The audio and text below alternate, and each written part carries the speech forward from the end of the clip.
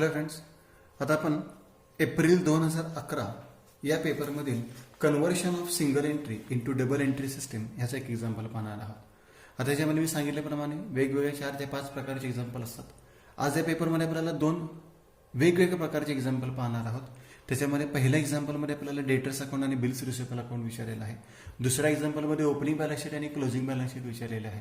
आणि यानंतरच्या पुढच्या लेक्चरमध्ये मग आपण debtors account, creditors account, trading account, profit and loss account, balance sheet हे कशी तयार करायचे असते त्या टाईपचे एक्झाम्पल पाहणार आहोत. हे बेसिक एक्झाम्पल्स आहेत. नवीन फॉर्मॅटप्रमाणे व्हरायटी एक्झाम्पल्स आपल्याला पाहायला मिळतं सिंगल एंट्रीमध्ये. मग त्यातील आपण पहिलं एक्झाम्पल पाहतोय, conversion of single entry into double entry सिस्टीममध्ये. काय विचारलेलं आहे बघा. From the following particulars taken out from the books of Sri Subhash, who has kept them under single entry system, prepare a total debtors account and bills receivable account. मग debtors account आणि bills receivable account तयार करायला सांगितलेलं आहे. मी इथे bills receivable account तयार केलेलं आहे आणि डेटर्स अकाउंट सुद्धा तयार केलेलं आहे. काय एक्झाम्पलमध्ये बिल्स पेबल आणि क्रेडिटर्स सुद्धा विचारतील. काय एक्झाम्पलमध्ये डेटर्स, क्रेडिटर्स, बिल्स रिसिवेबल सुद्धा एक्झाम्पल विचारतील. तर असे एक्झाम्पल जर आपल्याला पुढे आले तर ते सुद्धा आपण घेणार आहोत. तर सुरुवात करूया आपण या एक्झाम्पलला. ह्याच्यामध्ये आपल्याला डेटरचा ओपनिंग क्लोजिंग बॅलन्स दिला आहे, बिल्स रिसिवेबलचा ओपनिंग आणि क्लोजिंग बॅलन्स दिलेला आहे. डेटर्स आणि बिल्स रिसिवेबल दोन्ही ॲसेट आहेत. ॲसेटचा ओपनिंग बॅलन्स डेबिटला असतो आणि क्लोजिंग बॅलन्स कुठे असतो, क्रेडिटला असतो. ओपनिंग बॅलन्स सुरुवातीला लिहितात आणि क्लोजिंग बॅलन्स शेवटी लिहितात. पहिला डेटरचा ओपनिंग बॅलन्स 1490 म्हणजे ओपनिंग बॅलन्स आणि 31,310 म्हणजे क्लोजिंग बॅलन्स. 9 हा ओपनिंग बॅलन्स असणार आहे, 10चा क्लोजिंग बॅलन्स असणार आहे. हा 9चा ओपनिंग बॅलन्स असणार आहे आणि हा 10चा क्लोजिंग बॅलन्स असणार आहे. डेटरचा ओपनिंग बॅलन्स आहे 1,27,000.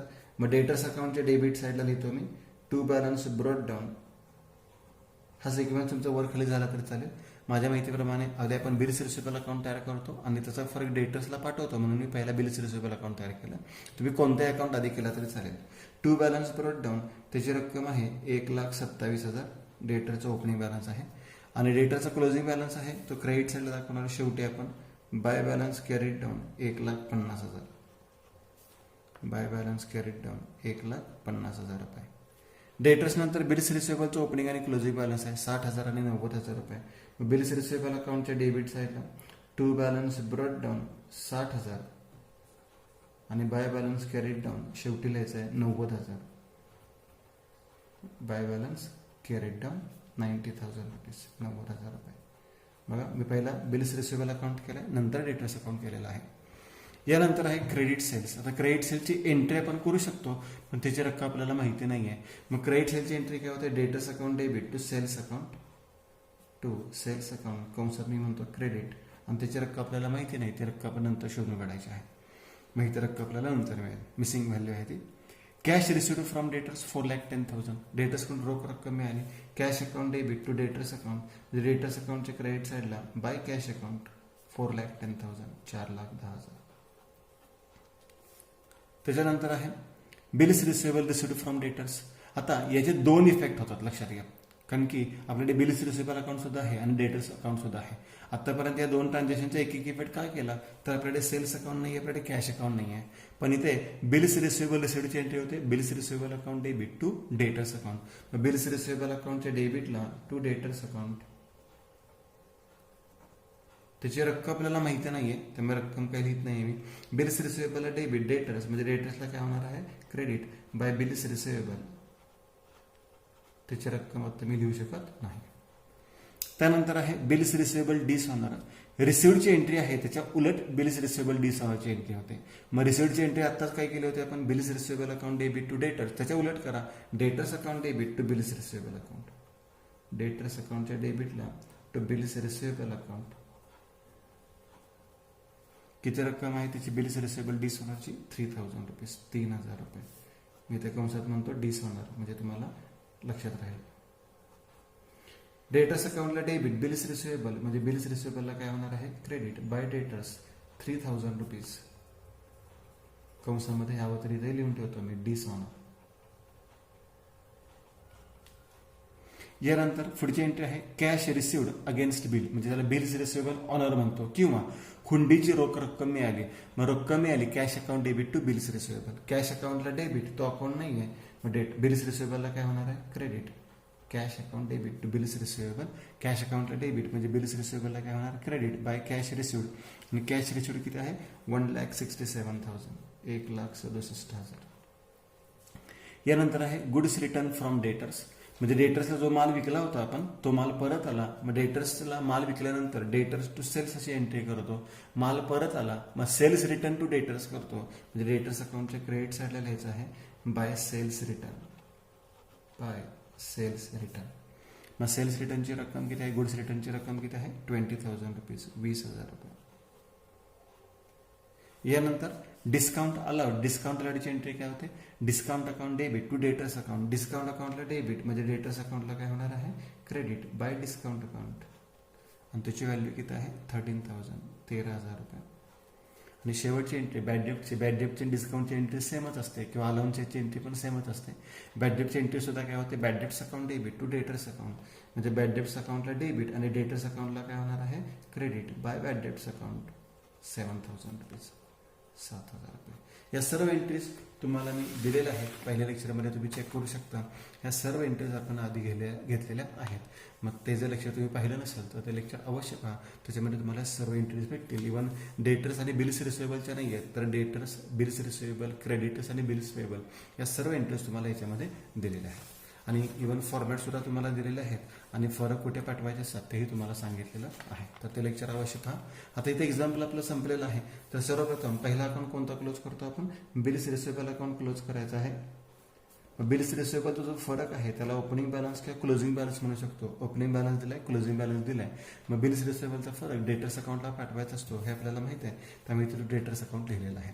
मग टोटल करूया आता 1,67,000 1,70,000 2,60,000 टोटल आली 2,60,000. ती दोन्ही बाजूला लिहूयात 2,60,000. हे टोटल केले आपण 1,70,000 आणि 90,000 2,60,000. आता यातले 60,000 रुपये गेले तर फरक किती आलेला आहे 2,00,000 रुपये फरक आलेला आहे. हा फरक आहे म्हणून याला मी स्टार करतो आणि अंडरलाईन करतो.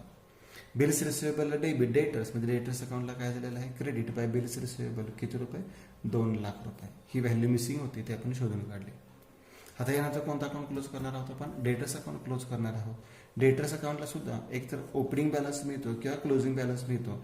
आणि ओपनिंग बॅलन्स आणि क्लोजिंग बॅलन्स दोन्ही दिले असतील या उदाहरणात दिलेले आहेत तर डेबिटला फरक आला तर नॉर्मली सेल्स मिळतो आणि क्रेडिटला फरक आला तर कॅश मिळतो. तर इथे आपल्याला कॅश दिलेले आहे आणि डेबिट साईडला फरक येणार आहे त्याला आपण काय म्हणणार आहोत सेल्स म्हणणार आहोत. बघूया ती सुद्धा रक्कम शोधून काढायची आपल्याला. तर 4,00,000 5,00,000 6,00,000 30,000 40,000 50,000 6,50,000 7,00,000 आणि 8,00,000 टोटल आहे 8,00,000 रुपये. तीच डेबिट झालेली 8,00,000 रुपये आणि 8,00,000तून 1,30,000 रुपये गेले म्हणजे फरक राहिलेला आहे 6,70,000 रुपये आणि तो आपण सेल्स म्हणून दाखवलेला आहे. तर या उदाहरणामध्ये दोन व्हॅल्यूज मिसिंग होत्या. क्रेडिट सेल्सची व्हॅल्यू होती मिसिंग ते आपल्याला मिळालेले आहे आणि बिल्स रिसिवेबल रिसिव्डची सुद्धा व्हॅल्यू मिसिंग होती ती सुद्धा आपल्याला एक्झाम्पलमध्ये मिळालेली आहे. अशाच प्रकारे जर तुम्हाला क्रेडिटर्स आणि बिल्स पेबल विचारलं तर तेही तुम्ही इझिली करू शकता. हे झालं पहिलं एक्झाम्पल. या पहिल्या एक्झाम्पलमध्ये आपण बिल्स रिसिवेबल अकाउंट आणि डेटर्स अकाउंट कसा तयार करायचा हे पाहिलेलं आहे. हे 8 मार्काला एक्झाम्पल तुम्हाला परीक्षेमध्ये विचारलेलं आहे. असं जर बिल्स पेबल आणि क्रेडिटरचं विचारलं तर तेही तुम्ही सॉल्व्ह करू शकता किंवा पुढे जर आपल्याला तसं एक्झाम्पल भेटलं तर तेही आपण सॉल्व्ह करून घेऊया. आता याच पेपरमध्ये आपल्याला अजून एक एक्झाम्पल विचारलेलं आहे आणि ते एक्झाम्पल आहे मिस्टर रजनीकांत यांचं.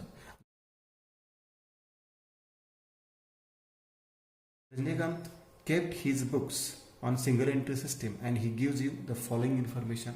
याच्यामध्ये आपल्याला काय विचारलेलं आहे prepare balance sheet as on 1/4/2008 आणि 31/3/2009 म्हणजे ओपनिंग बॅलन्स शीट आणि क्लोजिंग बॅलन्स शीट. मी मगाशी सांगितल्याप्रमाणे पहिल्यांदा मी क्लोजिंग बॅलन्स शीट केले नंतर मी ओपनिंग बॅलन्स शीट केले. असं काही नाही की त्यांनी सांगितलं त्या पद्धतीनेच केलं पाहिजे. आपल्याला जे कन्व्हिनियंट आहे आपण त्या पद्धतीने करतो. पहिल्यांदा मी क्लोजिंग बॅलन्स शीट केले आणि खाली ओपनिंग बॅलन्स शीट केले. तुम्ही कसंही केलं तरी चालेल. आता हे जे ओपनिंग बॅलन्सेस आहेत ओपनिंग बॅलन्स शीटचे ओपनिंग बॅलन्सेस ते ओपनिंग बॅलन्स शीटमध्ये दाखवा. क्लोजिंग बॅलन्सेस आहेत ते क्लोजिंग बॅलन्स शीटमध्ये दाखवा आणि खाली काय ॲडजस्टमेंट दिले असतील तेवढे ॲडजस्टमेंट तुम्हाला करायचे. तर ॲडजस्टमेंट कोणते तर मिस्टर रजनीकांत किंवा Shri Rajinikanth has brought ₹6,000 has additional capital. Additional कॅपिटलची ॲडजस्टमेंट आहे, कॅपिटलमध्ये ॲड करतो माहिती आहे आपल्याला. And withdrawn 3,600 during the year. Withdrawn म्हणजे व्यवसायातून पैसे काढले, याला आपण ड्रॉइंग्स म्हणतो. ड्रॉइंग्स कॅपिटलमधून लेस करतो. म्हणजे पहिल्या दोन्ही ॲडजस्टमेंट कॅपिटलवर आहेत आणि सगळ्या ॲडजस्टमेंट आपण क्लोजिंग बॅलन्स शीटला करतो, ओपनिंग बॅलन्स शीटला आपण ॲडजस्टमेंट करत नाही. The net profit during the year 3,430. Net profit कॅपिटलमध्ये ॲड करतो आपण आफ्टर चार्जिंग. हा शब्द खूप महत्वाचा आहे. जर तुम्हाला पेपरमध्ये बिफोर चार्जिंग आला तर थोडंसं पॉईंट क्रिटिकल होत जाणार आहे, पण आफ्टर चार्जिंग आहे म्हणजे तुम्हाला डबल इफेक्ट करायची गरज नाही आहे. After charging depreciation at 10% on machinery आणि फर्निचर. मग मशिनरीवर ॲडजस्टमेंट आहे, फर्निचरवर ॲडजस्टमेंट आहे आणि प्रोव्हिजन फॉर बॅड डेट्स म्हणजे आरडीची ॲडजस्टमेंट आहे ती डेटर्सवर असणार आहे. आणि हे सर्व क्लोजिंग बॅलन्स शीटला होणार आहे. ओपनिंग बॅलन्स शीटला कोणताही आयटम इनर कॉलमला येणार नाही. तर पोस्टिंगला सुरुवात करूया आपण. ओपनिंग बॅलन्सेस आहेत ते ओपनिंग बॅलन्स शीटला दाखवूयात. Sundry debtors 14,500. मग ओपनिंग बॅलन्स शीटला सन्ड्री डेटर्स आउटरला घेतले मी 14,500. मशिनरी ॲसेटला दाखवणार आपण, ती सुद्धा ॲसेटच आहे. मशिनरी 7,500 7,500. सन्ड्री क्रेडिटर्स ही लायबिलिटी आहे, मग लायबिलिटी साईडला दाखवूयात सन्ड्री क्रेडिटर्स आणि त्याची रक्कम आहे 5,800 5,800. फर्निचर ॲसेट आहे, ॲसेट साईडला दाखवा. फर्निचर 1,200 1,200. इन्व्हेस्टमेंट ॲसेट आहे, ॲसेट साईडला दाखवा. इन्व्हेस्टमेंट 5,000 रुपीज 5,000 रुपये. स्टॉक ॲसेटच आहे, ॲसेट साईडला दाखवा. स्टॉक 3,900.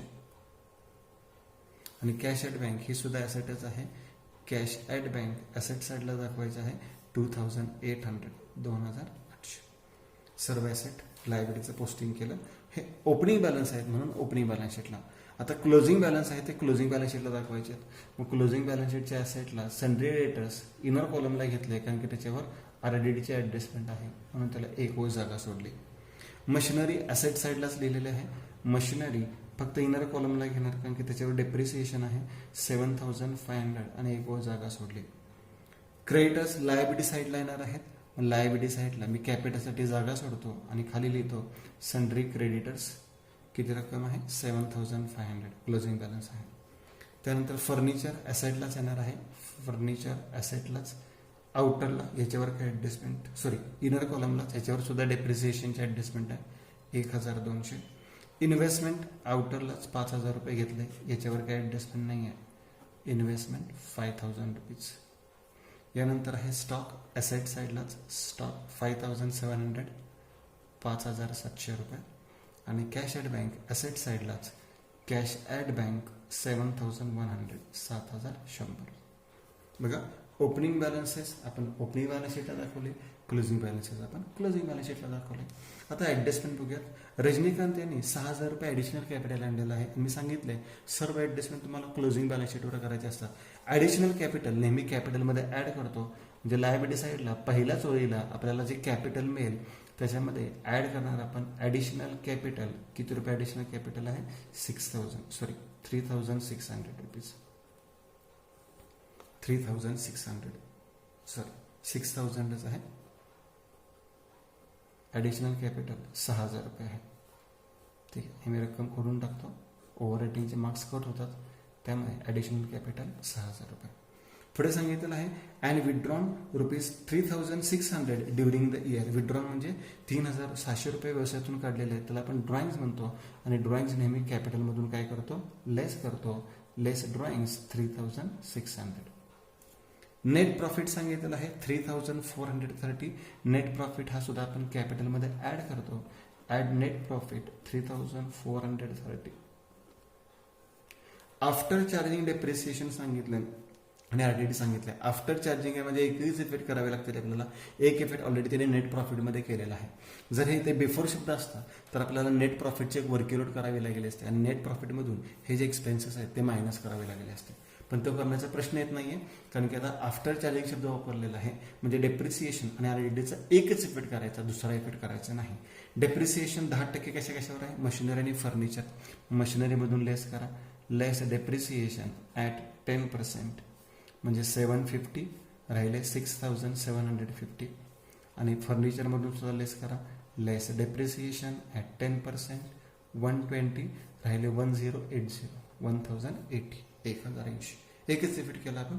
आणि आरडीडी 800 रुपये डेटर्समधून काय करणार आपण लेस करणार. प्रोव्हिजन फॉर बॅड डेट्स म्हणजे आरडीडी म्हणतो आपण 800 रुपीज म्हणजे बॅलन्सिंग फिगर आउटरला राहिलेलं आहे 16,800.